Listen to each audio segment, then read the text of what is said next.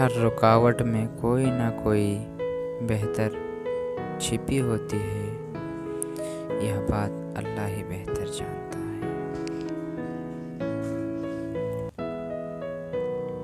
اللہ کو پا کر کبھی کسی نے کچھ نہیں کھویا، اور اللہ کو چھوڑ کر کسی نے کبھی کچھ نہیں پایا۔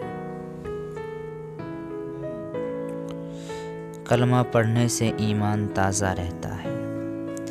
لا الہ الا اللہ محمد رسول اللہ، جس کو بھی سینڈ کرو گے وہ کلمہ آپ کی وجہ سے لازمی پڑھے گا۔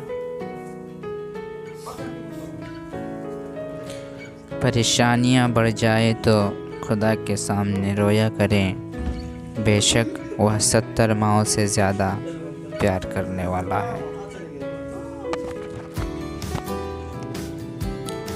نماز کو محبت سمجھ کے ادا کرو گے تو اللہ پاک اگلی نماز کے لیے تمہیں خود کھڑا کر دے گا۔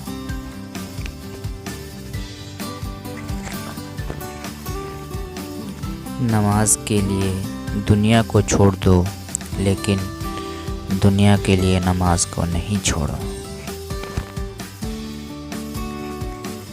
لوگوں کی سازشیں آپ کا کچھ نہیں بگاڑ سکتی، قرآن نے بتایا ہے، اور تمہارا رب بہترین چال چلے۔